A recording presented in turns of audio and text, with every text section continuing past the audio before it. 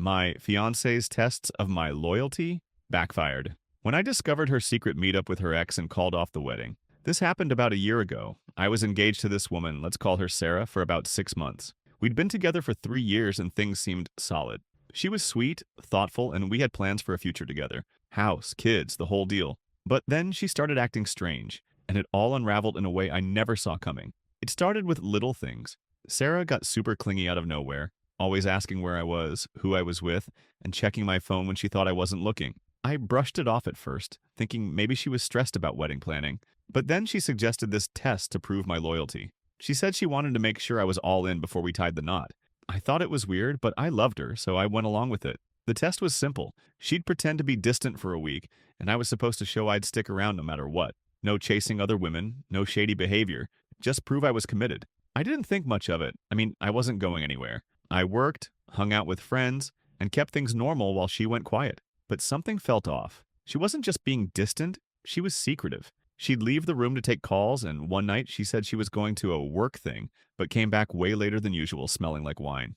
My gut was screaming that something wasn't right, but I didn't want to be that paranoid fiancé. Then, about halfway through her so-called test, I got a text from a mutual friend. He said he saw Sarah at a bar downtown, looking cozy with some guy. I didn't want to jump to conclusions, so I asked for details. He said she was laughing, touching this guy's arm, and they left together. I felt sick, but tried to stay calm. I didn't confront her right away. Instead, I did something I'm not proud of. I checked her phone when she was in the shower. There it was, a text thread with her ex, Jake. They'd been meeting up for weeks, planning catch-ups behind my back. The worst part? She was telling him about the loyalty test, saying she needed to be sure about me before committing fully. I couldn't believe it. She was testing me while sneaking around with her ex.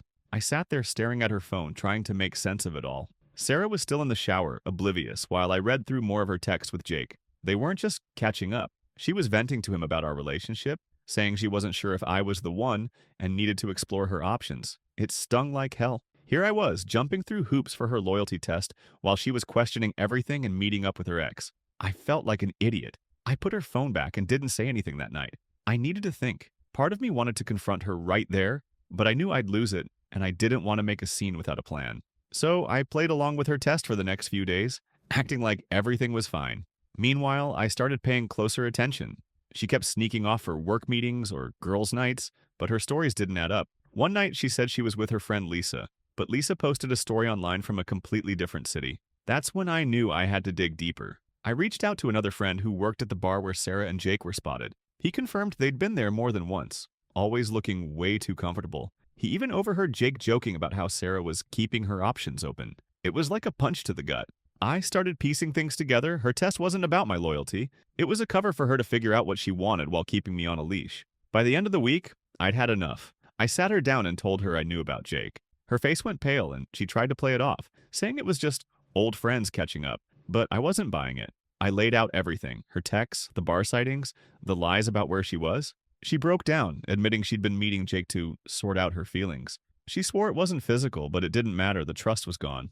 I told her the wedding was off and walked out. I haven't spoken to her since. After I called off the wedding, I moved out of our shared apartment that same week. It was rough. I packed my stuff while Sarah cried and tried to explain herself, but I was done listening. Her excuses didn't change the fact that she'd been sneaking around with Jake while testing my loyalty. I felt betrayed, but also weirdly relieved, like I'd dodged a bullet. I crashed at a friend's place for a while, trying to sort out what came next. The fallout was messy. Mutual friends picked sides, and some thought I was too harsh for ending things so fast. Others said they'd seen red flags with Sarah for a while, but didn't want to get involved. I found out later that Jake had been reaching out to her for months, and she never shut it down. That hurt, but it also made me realize she wasn't ready for marriage. Not with me, maybe not with anyone.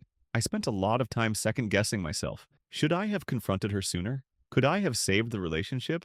But the more I thought about it, the clearer it became that her test was never about me. It was about her own doubts, and she used it to justify her actions while keeping me in the dark. I started focusing on myself, picked up some old hobbies, reconnected with friends, and even started therapy to work through the trust issues she left me with. A few months later, I heard through the grapevine that Sarah and Jake didn't last. Apparently, he wasn't interested in anything serious, and she was back to square one. I didn't feel vindicated, just sad for her. I'm in a better place now, dating again, but taking it slow. The whole thing taught me to trust my gut and not ignore the signs, no matter how much you love someone. Life's too short for games like that. Let's move on to the second story. Caught my husband texting his X during our anniversary trip, so I left him stranded in another country. Last year, I planned this big anniversary trip for me and my husband, Mark. We'd been married for 5 years, together for 8, and I wanted to do something special to celebrate. Things had been a bit rocky lately, work stress, arguments about little stuff, but I figured a trip would help us reconnect. I booked us a week in Italy, a place we'd both always wanted to visit. Rome, Florence, the whole romantic vibe. I was so excited, spent weeks planning every detail, hotels, dinners, even a sunset tour in Tuscany. Mark seemed into it too, or so I thought. We landed in Rome, and the first couple of days were great. We wandered through the Colosseum, ate pasta at this tiny family-run restaurant, and took cheesy photos in front of fountains. But I started noticing Mark was glued to his phone more than usual. He'd laugh at something, then put it away quick when I asked what was up. I didn't think much of it at first, maybe work emails or group chats with his buddies, but it kept happening. He'd sneak off to take a call or spend way too long in the bathroom with his phone. My gut started nagging me, but I didn't want to ruin the trip by being paranoid. On our third day, we were in Florence, and it was our actual anniversary. I'd planned a fancy dinner at this rooftop restaurant overlooking the city. Mark was distracted the whole time, barely looking up from his phone. I tried to keep the mood light, talking about the view, the food, our memories, but he was half there, typing under the table like I wouldn't notice. I asked him straight up what was so important. He said it was a work thing, but his face got all tense and he wouldn't show me the screen. That's when I knew something was wrong. Later that night, back at the hotel, he fell asleep with his phone on the nightstand. I couldn't help myself. I grabbed it. I know it's not great to snoop, but I had to know. His password was the same as always, and there it was. A long text thread with his ex, Lisa. They'd been messaging for weeks, and it wasn't just friendly catch-up stuff. She was sending him flirty messages, reminiscing about their old times, and he was eating it up, responding with heart emojis and saying he missed their talks. The worst was a message from that morning where he told her he wished he could be with her instead of stuck on this trip. My heart sank. Here I was, pouring my soul into this anniversary, and he was texting his ex behind my back. I didn't wake him up. I just sat there, staring at the messages, feeling like the ground was gone. I didn't know what to do, but I knew I couldn't just let it slide. The next day, we were supposed to head to a small town in Tuscany for the rest of the trip. I started thinking about how to handle it, and the more I thought, the angrier I got. He didn't even have the decency to focus on us during our anniversary. I decided I wasn't going to let him ruin the rest of my trip, or my life. The morning after I found the text, I woke up with this mix of rage and clarity. Mark was still asleep, snoring like nothing was wrong, while I replayed those messages in my head. Him telling Lisa he wished he was with her instead of me on our anniversary trip, it felt like a knife. I didn't confront him right away. I needed to think it through, and honestly, I didn't trust myself not to lose it. We were supposed to check out of the Florence hotel that day and catch a train to a small town in Tuscany for the next leg of our trip. I decided to play it cool, act like everything was fine, and figure out my next move. On the train, Mark was back to his phone, smiling at the screen, typing fast. I pretended to read a book, but I was watching him, my stomach churning. I kept thinking about how I'd spent months saving for this trip, planning every detail to make it special for us, and he was treating it like a chore. Worse, he was treating me like I didn't matter. I started wondering how long this had been going on with Lisa. Was it just texts, or was there more I didn't know? I remembered little things from the past few months. Him being secretive, staying late at work, brushing off my questions. The signs were there. I just didn't want to see them. When we got to the Tuscan town, it was this beautiful, quiet place with rolling hills and vineyards. It should have been romantic, but I was done pretending. That evening, we were at a winery for a tasting, and Mark stepped outside to make a call. I followed him, staying out of sight, and saw him laughing into the phone, pacing like a teenager with a crush. I couldn't hear everything, but I caught Lisa's name and him saying something about when I get back. That was it. I wasn't going to spend another day playing the fool. Back at our rental, I waited until he was in the shower and checked his phone again. The texts were even worse. Lisa had sent him a photo of herself, and he'd replied with stuff I can't even repeat. It was clear they were planning to meet up as soon as he was back in the States. I felt sick, but also weirdly calm. I wasn't going to let him walk all over me. I started planning. The next day, we were supposed to drive to another town for a guided tour. I had the rental car keys, the itinerary, and all the bookings in my name since I'd planned everything. An idea hit me. Not a nice one, but it felt right. The next morning, I told Mark I was going to the market to grab breakfast stuff. He barely looked up from his phone, just nodded.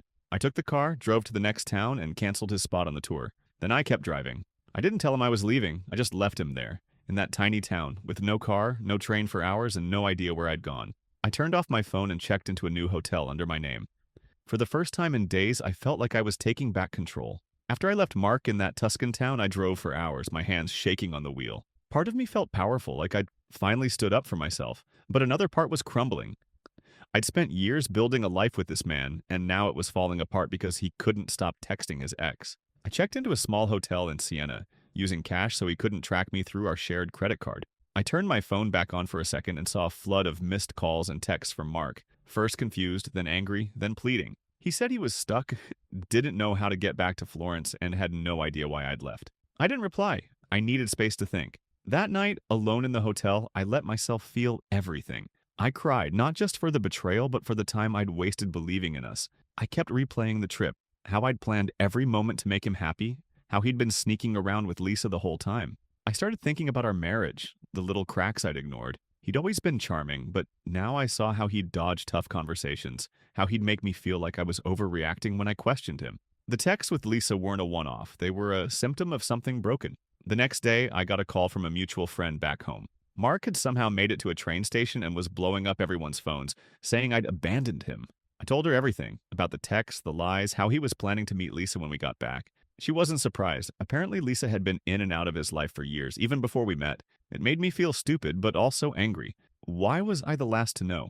I decided then that I wasn't going back to him. I booked a flight home for the end of the week and spent the last few days of the trip alone, visiting museums and cafes, trying to find some peace. When I got home, Mark was already there, staying with his brother. He tried to meet up, saying we needed to talk, but I refused. I got a lawyer and started divorce proceedings. He didn't fight it much. Maybe he knew he'd messed up too badly. I heard later that Lisa ghosted him after he tried to reconnect with her. I sold the house we'd bought together, moved to a new city, and started over. It's been a year, and I'm still healing, but I'm proud of myself for walking away. Leaving him stranded in Italy wasn't my finest moment, but it was the push I needed to stop letting him take me for granted. I'm figuring out who I am without him, and for the first time in a long time, I feel like I'm enough.